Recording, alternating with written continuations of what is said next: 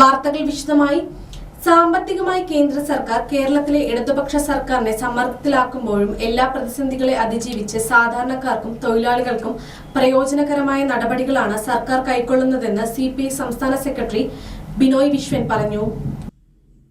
ജനോപകാരപ്രദമായ പദ്ധതികൾ നടപ്പിലാക്കാനായി ഇടത് സർക്കാരിനെ നിർത്തേണ്ടതുണ്ടെന്നും AITUC അടക്കമുള്ള തൊഴിലാളി സംഘടനകളും ഇടതുപക്ഷ പുരോഗമന പ്രസ്ഥാനങ്ങളും ഇടത് തുടർ ഭരണത്തിനായി പരിശ്രമിക്കണമെന്നും ബിനോയ് വിശ്വൻ പറഞ്ഞു.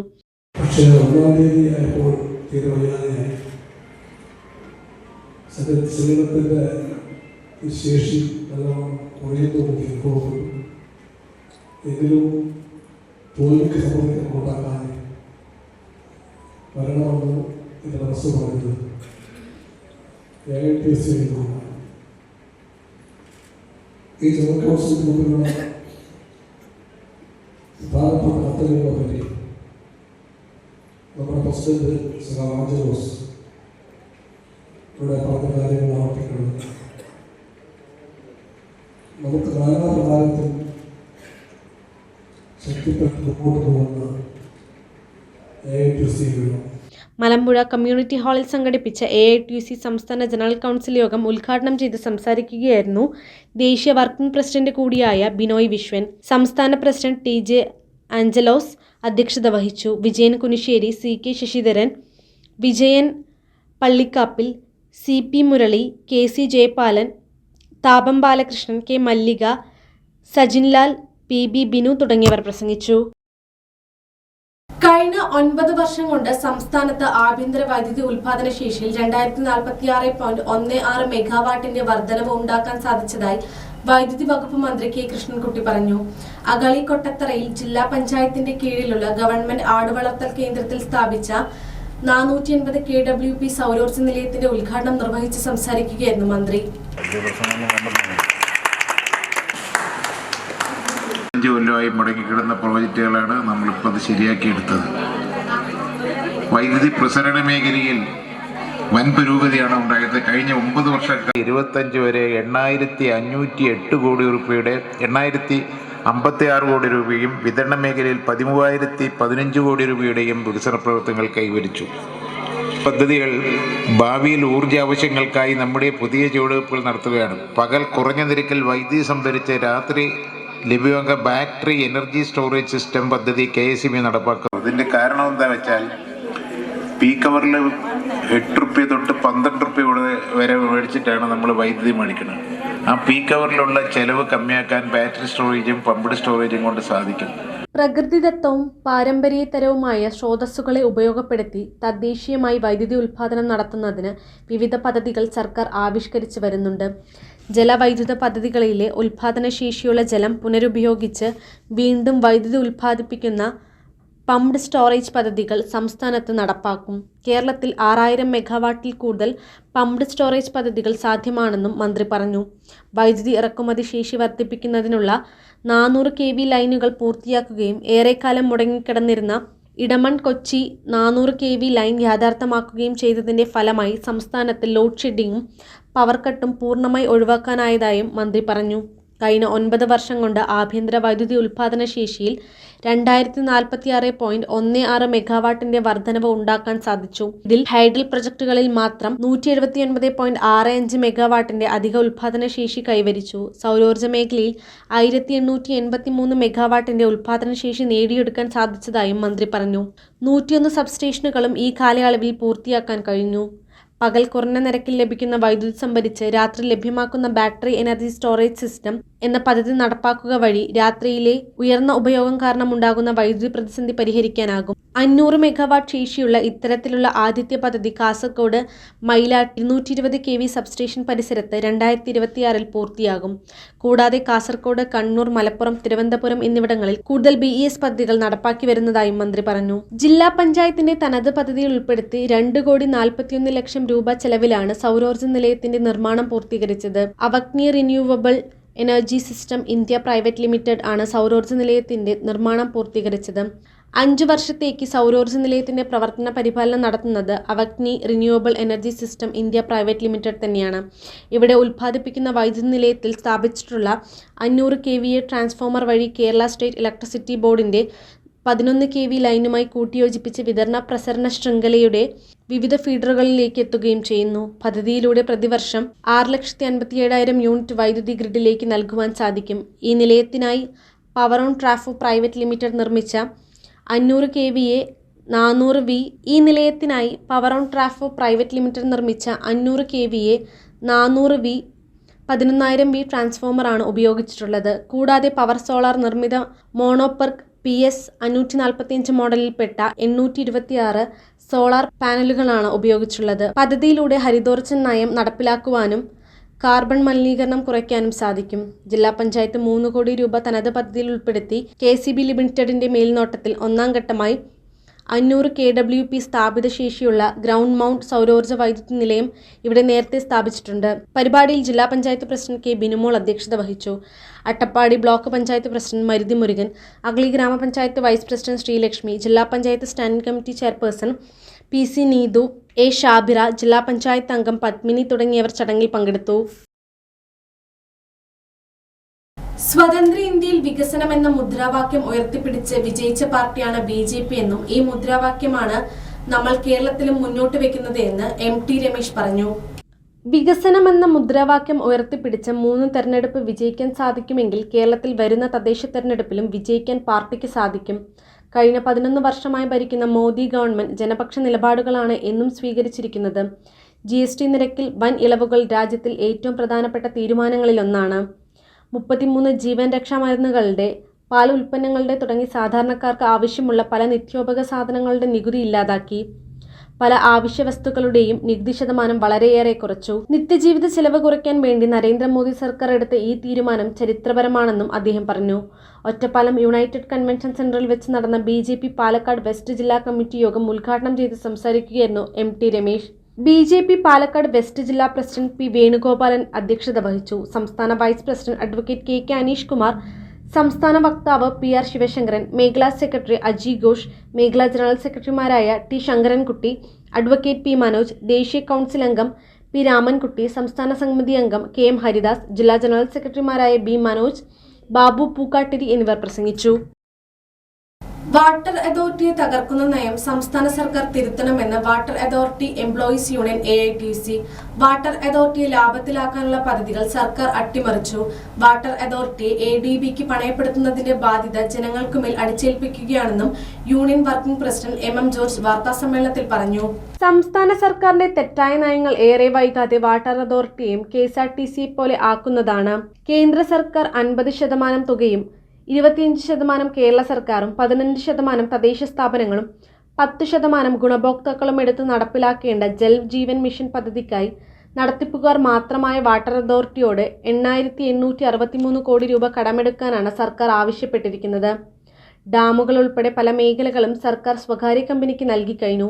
വാട്ടർ അതോറിറ്റി ലാഭകരമാക്കാനുള്ള പദ്ധതികൾ ഉപേക്ഷിച്ച് സ്വകാര്യവൽക്കരണം നടപ്പിലാക്കുന്നതിലൂടെ ജനങ്ങൾക്ക് കുടിവെള്ളം കിട്ടാക്കനിയാവും. വാട്ടർ അതോറിറ്റിക്ക് തദ്ദേശ സ്ഥാപനങ്ങൾ നൽകാനുള്ള ബില്ല് തുകയായ 1,200 കോടിയോളമാണ് സർക്കാർ നിയമത്തിലൂടെ പിടിച്ചെടുത്തത്. മറ്റു സംസ്ഥാനങ്ങൾ വാട്ടർ അതോറിറ്റിക്ക് വൈദ്യുതി ഉപയോഗത്തിന് കാർഷിക നിരക്ക് ഈടാക്കുമ്പോൾ കേരളം വ്യവസായ നിരക്കാണ് ഈടാക്കുന്നത്. ഇതും വാട്ടർ അതോറിറ്റിയുടെ തകർച്ചയ്ക്ക് ഇടയാക്കുന്നതാണ്. വാട്ടർ അതോറിറ്റിക്ക് കരാറുകാർക്ക് പണം നൽകാൻ കഴിയാത്തതുകൊണ്ട് പല പദ്ധതികളും നിലച്ചിട്ട മട്ടാണ്. കുടിവെള്ള വിതരണം സ്വകാര്യ കമ്പനികളെ ഏൽപ്പിക്കുന്ന സർക്കാർ നയം വാട്ടർ അതോറിറ്റിയെ അപ്പാടെ തകർക്കുന്നതാണ്. ADB ഉൾപ്പെടെയുള്ളവയിൽ നിന്ന് ലോൺ എടുത്ത് പദ്ധതികൾ നടപ്പിലാക്കുന്നത് ഇടതു നയത്തിന് തന്നെ വിരുദ്ധമാണ്. വാട്ടർ അതോറിറ്റിയെ തകർക്കുന്ന സർക്കാർ നയങ്ങൾ വിശകലനം ചെയ്യുന്നതിനും പ്രക്ഷോഭത്തിന് രൂപം നൽകാനുമായി ലീഡേഴ്സ് മീറ്റ് 5-6 തീയതികളിൽ മലമ്പുഴയിൽ നടക്കുമെന്നും MM ജോർജ് പറഞ്ഞു. ആ പ്രശ്നങ്ങളെല്ലാം അഡ്രസ് ചെയ്യും എന്നാണ് പറഞ്ഞത്. വാട്ടർ അതോറിറ്റിയുടെ യാതൊരുവിധ ലിമിറ്റേഷൻസ് ഉള്ളതെങ്കിൽ വാട്ടർ അതോറിറ്റി ഈ കാര്യങ്ങളെല്ലാം ചെയ്യുന്നത് എന്നാണ് പറഞ്ഞിട്ടുള്ളത്. പക്ഷെ ഇപ്പൊ എറണാകുളം നൽകുന്നതാ ADBയുടെ ഉദ്യോഗസ്ഥന്മാർ വന്ന് ഓരോ വാട്ടർ അതോറിറ്റി ഓഫീസിൽ അവർ ഓരോന്നായി തീരുമാനമെടുക്കുകയാണ്. അവിടുത്തെ ജീവനക്കാർ ട്രാൻസ്ഫർ പഠിച്ചു പോകേണ്ട സ്ഥിതിവിശേഷം വരികയാണ്. എന്ന് വെച്ചാൽ എറണാകുളം നഗരത്തിലെ കുടിവെള്ള വിതരണം സോയൂസ് എന്ന് പറയുന്ന മൾട്ടിനാഷണൽ കമ്പനി കൈയെടുക്കാൻ പോവുകയാണ്. ഇത് തന്നെയാണ് തിരുവനന്തപുരത്ത് നൽകാൻ പോകുന്നത്. ഇത് എറണാകുളത്ത് വിജയിച്ചാൽ സ്വാഭാവികമായും നാളെ തിരുവനന്തപുരത്തിന്റെ സ്ഥിതിവിശേഷം ഉണ്ടാകും. ആയതിനാൽ ഗവൺമെന്റ് നൽകിയ ഉറപ്പ് ബഹുമാനായ മന്ത്രി പറഞ്ഞു. ഞങ്ങൾ ഗവൺമെന്റ് വിശ്വാസം അർപ്പിക്കുക. ബഹുമാനായ മന്ത്രിമാർ നൽകിയ ഉറപ്പ് പാലിക്കണം. ആ ഉറപ്പ് പാലിക്കുന്ന സ്ഥിതിവിശേഷത്തിലേക്കല്ല ഇപ്പോൾ പോകുന്നത്. അതിൽ തീർച്ചയായും ഞങ്ങൾക്ക് വലിയ ദുഃഖമുണ്ട്, ഖേദമുണ്ട്, പ്രതിഷേധമുണ്ട്. ADB സംബന്ധിച്ച് ബഹുമാനപ്പെട്ട മന്ത്രിമാർ നൽകിയ ഉറപ്പുകൾ പാലിക്കണം എന്നാണ് ഞങ്ങൾക്ക് ഈ സന്ദർഭത്തിൽ ആവശ്യപ്പെടാനുള്ളത്. ആ കാര്യങ്ങളെ സംബന്ധിച്ചെല്ലാം നാളെ നടക്കുന്ന ഞാനിവിടെ തുടക്കത്തിൽ തന്നെ സൂചിപ്പിച്ചതുപോലെ all Kerala water authority employees യൂണിയന്റെ സംസ്ഥാന ലീഡേഴ്സ് ക്യാമ്പ് നാളെ മലമ്പുഴയിൽ ആരംഭിക്കുകയാണ്. ഈ 50 വർഷം പൂർത്തിയാകുന്ന സന്ദർഭത്തിൽ ഏറ്റവും ഗുരുതരമായ കുടിവെള്ള വിതരണ രംഗത്ത് general secretary Hasan S, KM Aneesh, ജില്ലാ പ്രസിഡന്റ് M രാധാകൃഷ്ണൻ, ജില്ലാ സെക്രട്ടറി യൂസഫ് K സുന്ദരൻ എന്നിവരും വാർത്താസമ്മേളനത്തിൽ പങ്കെടുത്തു. 5-ന് നടക്കുന്ന പഠന ക്യാമ്പ് 2 മണിക്ക് KP രാജേന്ദ്രൻ ഉദ്ഘാടനം ചെയ്യും. 50-ാം വാർഷികാഘോഷങ്ങളുടെ ഉദ്ഘാടനം 4 മണിക്ക് TJ ആഞ്ചലോസും ഉദ്ഘാടനം ചെയ്യും. ഇടത് സർക്കാരിന്റെ കാലത്ത് സർക്കാർ ആശുപത്രികൾ അറവുശാലകളായി മാറിയെന്ന് BJP ഈസ്റ്റ് ജില്ലാ പ്രസിഡന്റ് പ്രശാന്ത് ശിവൻ. ഡോക്ടർമാരുടെ അനാസ്ഥ തുടരുന്നതിനിടയിലും സർക്കാർ അന്വേഷണം പ്രഹസനമാവുകയാണെന്ന് പ്രശാന്ത് ശിവൻ.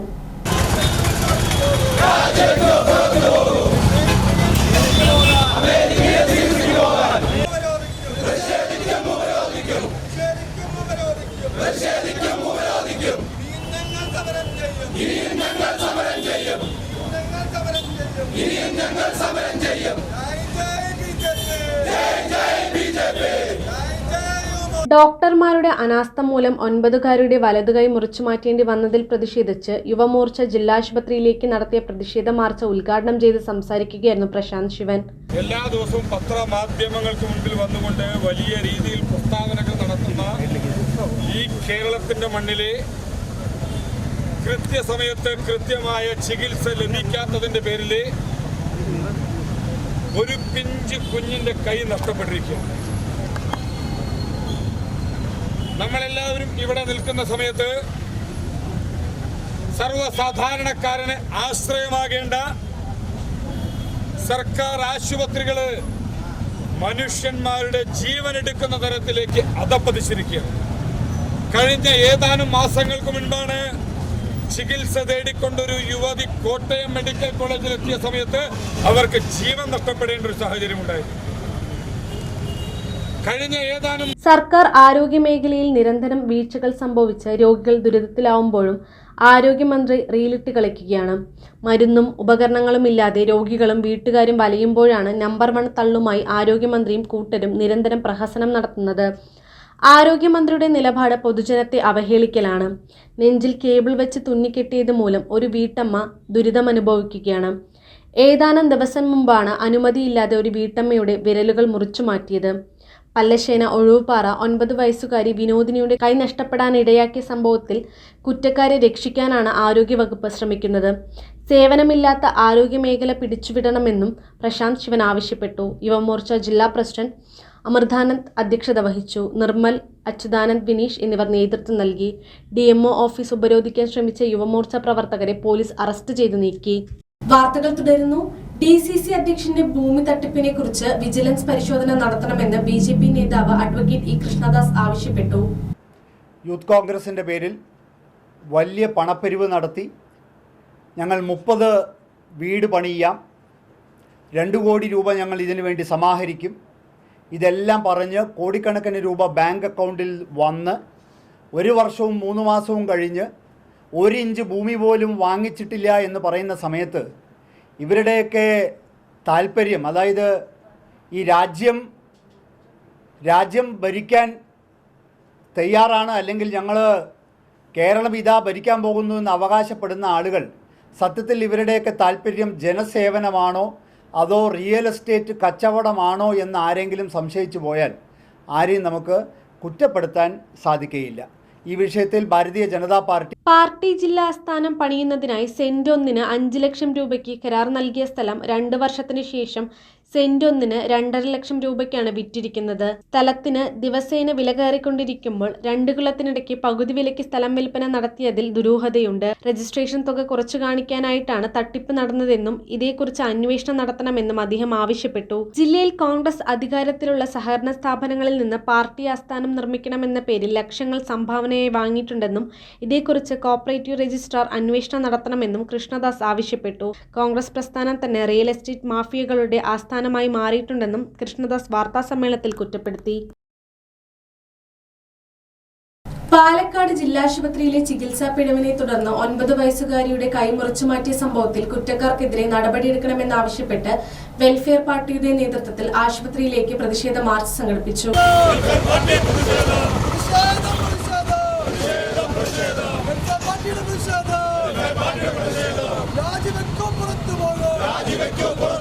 നഗരസഭയുടെ സമീപത്ത് നിന്നും ആരംഭിച്ച പ്രതിഷേധ മാർച്ച് ജില്ലാ ആശുപത്രിക്ക് മുന്നിൽ പോലീസ് തടഞ്ഞു. തുടർന്ന് നടന്ന പ്രതിഷേധ യോഗം ജില്ലാ വൈസ് പ്രസിഡന്റ് റിയാസ് ഖാലിദ് ഉദ്ഘാടനം ചെയ്തു.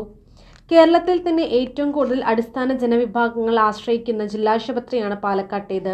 എന്നാൽ ചികിത്സാ രംഗത്തും അടിസ്ഥാന സൗകര്യ മേഖലകളിലും വേണ്ടത്ര ശ്രദ്ധയും പരിഗണനയും പാലക്കാട് ജില്ലാശുപത്രിക്ക് ലഭിക്കുന്നില്ല. സംസ്ഥാനത്തെ ആരോഗ്യവകുപ്പിലെ കുത്തഴിഞ്ഞ അവസ്ഥയാണ് ജില്ലാശുപത്രിയിലേതുപോലെയുള്ള സംഭവങ്ങൾ ആവർത്തിക്കാൻ കാരണമെന്നും റിയാസ് ഖാലിദ് പറഞ്ഞു. ആരോഗ്യപ്രവർത്തകരുടെ അനാസ്ഥ മൂലം നമ്മൾ ഇവിടേക്ക് സമരം ചെയ്യേണ്ടി വന്നിട്ടുണ്ട്. ഒരു മെഡിക്കൽ കോളേജ് കെട്ടി അത് പ്രവർത്തിക്കാൻ മെഡിക്കൽ കോളേജ് ആക്ഷൻ കമ്മിറ്റി എടുക്കേണ്ട ഒരു നാടിന്റെ ഗതികേടാണ് പാലക്കാട് എന്നുള്ളത്. നിരന്തരം ആരോഗ്യ മേഖല സംസ്ഥാന സർക്കാർ തുടർച്ചയായി 10 വർഷം ഭരിക്കുന്ന പിണറായി വിജയൻ സർക്കാർ വന്നതോടുകൂടി കേരളത്തിന്റെ ആരോഗ്യ മേഖല നമ്പർ നഗരസഭാ കൗൺസിലറും ജില്ലാ എക്സിക്യൂട്ടീവ് അംഗവുമായ എം സുലൈമാൻ, ജില്ലാ സെക്രട്ടറി ബാബു തരൂർ, മണ്ഡലം പ്രസിഡന്റ് ഖാജ ഹുസൈൻ, മണ്ഡലം സെക്രട്ടറി അബ്ദുൽ ഹക്കീം എന്നിവർ മാർച്ചിൽ നേതൃത്വം നൽകി. പാലക്കാട് മോയിൻ സ്കൂൾ ഡിജിറ്റലൈസേഷൻ പദ്ധതി ഉപേക്ഷിക്കാനുള്ള നീക്കത്തിനെതിരെയും ഇൻഡോർ സ്റ്റേഡിയം നിർമ്മാണം പൂർത്തീകരിക്കാത്തതിനെതിരെയും BJP പ്രക്ഷോഭം ആരംഭിക്കും. 2 പദ്ധതികളിലെയും നിശ്ചലാവസ്ഥയ്ക്ക് കാരണം പാലക്കാടിലെ ജനപ്രതിനിധികളാണെന്നും പദ്ധതികളെക്കുറിച്ച് അന്വേഷണം വേണമെന്നും BJP മണ്ഡലം പ്രസിഡന്റ് ശശികുമാർ M ആവശ്യപ്പെട്ടു. 2015 ആരംഭിച്ച Moin higher secondary school digitalisation 10 വർഷത്തിനകം 8 കോടി രൂപ ചെലവഴിച്ചെങ്കിലും പദ്ധതി പൂർത്തിയാക്കാനായില്ല. പദ്ധതിക്കായി വാങ്ങിക്കൂട്ടിയ ലക്ഷങ്ങളുടെ പ്രൊജക്ടറുകൾ, ക്യാമറകൾ, അനുബന്ധ ഉപകരണങ്ങൾ ഉൾപ്പെടെ ക്ലാസ് മുറികളിൽ സൂക്ഷിച്ചിരിക്കുകയാണ്. AI സാങ്കേതിക വിദ്യയും വെർച്വൽ സാങ്കേതിക വിദ്യയും പഠനമുറികളിൽ സജീവമാകുമ്പോഴാണ് മോയിൻസിലെ ഡിജിറ്റൽ പദ്ധതി 10 വർഷമായിട്ടും എങ്ങും എത്താതിരിക്കുന്നത്. സർക്കാർ അടിക്കടി മാറ്റുന്ന നയങ്ങളും ജനപ്രതിനിധികളുടെ ഉത്തരവാദിത്തമില്ലായ്മയുമാണ് ഏഷ്യയിലെ തന്നെ ഏറ്റവും കൂടുതൽ വിദ്യാർത്ഥിനികൾ പഠിക്കുന്ന വിദ്യാലയത്തിനെ പുറകോട്ടെത്തിച്ചത്. 13.25 കോടി എസ്റ്റിമേറ്റ് തയ്യാറാക്കി 2010 ആരംഭിച്ച ഇൻഡോർ സ്റ്റേഡിയം പദ്ധതി എങ്ങും എത്താത്തതിനു പിന്നിലും സർക്കാരിന്റെയും ജനപ്രതിനിധികളുടെയും ഉത്തരവാദിത്തമില്ലായ്മയാണ്. MP, MLA മാർ, പഞ്ചായത്ത്, കായിക വകുപ്പ് ഉൾപ്പെടെ ഫണ്ട് അനുവദിച്ചിട്ടും ഇൻഡോർ സ്റ്റേഡിയം പൂർത്തിയാവാത്തത് എന്തുകൊണ്ടെന്ന് അധികൃതർ വ്യക്തമാക്കണം. ഇന്ത്യയിലെ തന്നെ ആദ്യത്തെ സമ്പൂർണ്ണ ഡിജിറ്റൽ സ്കൂൾ ആക്കുമെന്ന് പ്രഖ്യാപിക്കപ്പെട്ടത് 2013-14 കാലഘട്ടത്തിലാണ്.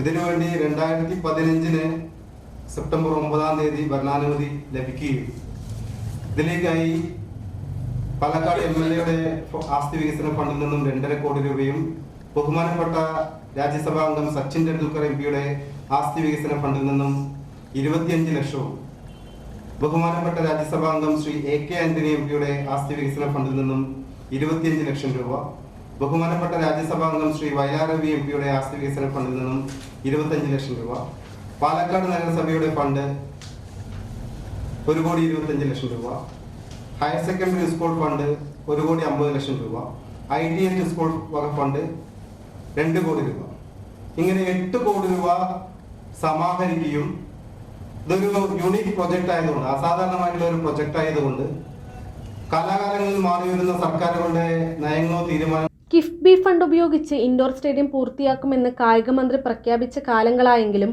ഒരു ഇഷ്ടിക പോലും വെച്ചിട്ടില്ല. പണി പൂർത്തിയാവാത്ത സ്റ്റേഡിയം റൂമുകൾ വാടകയ്ക്ക് കൊടുത്ത വകയിൽ കോടികളും സ്റ്റേഡിയം വാടകയ്ക്ക് കൊടുത്ത വകയിൽ ലക്ഷങ്ങൾ കിട്ടിയിട്ടും അധികൃതർ കാണിക്കുന്നത് ഉത്തരവാദിത്തമില്ലായ്മയാണ്. ഇൻഡോർ സ്റ്റേഡിയം നടത്തിപ്പിനായി രൂപീകരിച്ച സൊസൈറ്റി പിരിച്ചുവിടുകയും അന്വേഷണം നടത്തുകയും വേണം. പാലക്കാടിന്റെ അഭിമാന പദ്ധതികൾ തകർത്തവർക്കെതിരെ പ്രക്ഷോഭം ആരംഭിക്കും. നവരാത്രി മഹോത്സവത്തിന് സംഘടിപ്പിച്ച ബൊമ്മക്കലു മത്സരത്തിൽ വിജയികളായവർക്കുള്ള സമ്മാനദാനം നവംബർ 11 ശനിയാഴ്ച 11 മണിക്ക് പഴയ കൽപ്പാത്തി ശ്രീകൃഷ്ണ ക്ഷേത്രം പരിസരത്ത് വെച്ച് മന്ത്രി സുരേഷ് ഗോപി നിർവഹിക്കുമെന്നും ശശികുമാർ പറഞ്ഞു. മണ്ഡലം ജനറൽ സെക്രട്ടറിമാരായ Milan RG, Ashok R, sports cell സംസ്ഥാന കോർഡിനേറ്റർ നവീൻ വടക്കന്തറ എന്നിവരും വാർത്താസമ്മേളനത്തിൽ പങ്കെടുത്തു.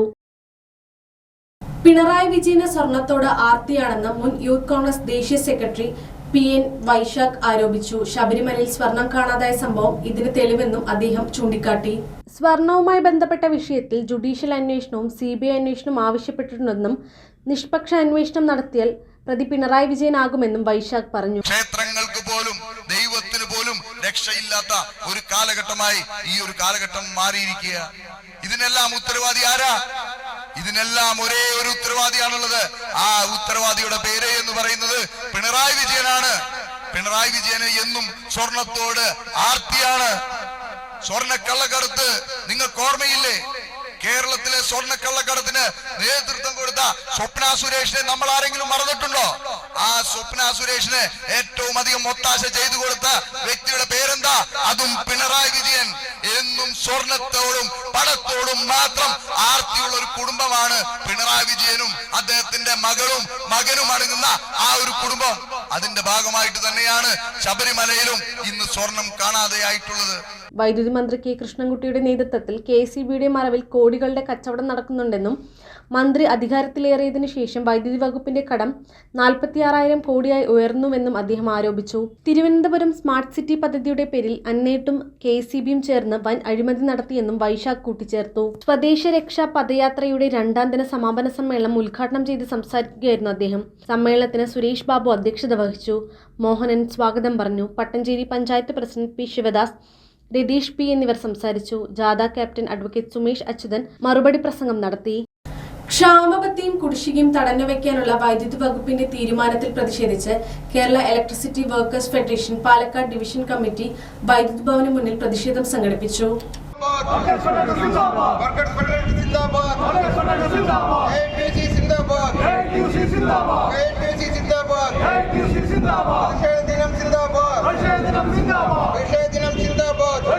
വൈദ്യുതി ബോർഡിലെ ജീവനക്കാരുടെ ക്ഷാമബത്തെയും കുടിശ്ശികയും തടഞ്ഞുവെക്കാനുള്ള ബോർഡിന്റെ തീരുമാനത്തിൽ പ്രതിഷേധിച്ച് Kerala electricity workers federation AITUC Palakkad division committee വൈദ്യുതി ഭവന് മുന്നിൽ പ്രതിഷേധിച്ചു. സർക്കാരും വൈദ്യുതി ബോർഡും ജീവനക്കാരുടെ സംഘടനകളും ചേർന്ന് നടത്തിയ കരാറിന്റെ ലംഘനമാണിതെന്നും ആരോപിച്ചു.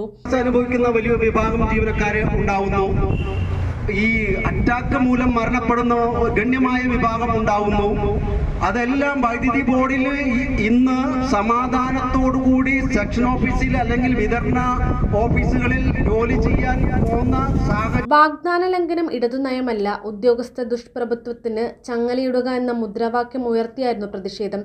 സംസ്ഥാന സെക്രട്ടറി MC അനന്തൻ ഉദ്ഘാടനം ചെയ്തു. സംസ്ഥാന കൗൺസിൽ അംഗം M. പ്രസാദ് അധ്യക്ഷനായി. സംസ്ഥാന നിർവാഹ സമിതി അംഗം മണി കുളങ്ങര മുഖ്യാതിഥിയായി. Division secretary M. Sunil Kumar, K. Ananthan എന്നിവർ പ്രസംഗിച്ചു.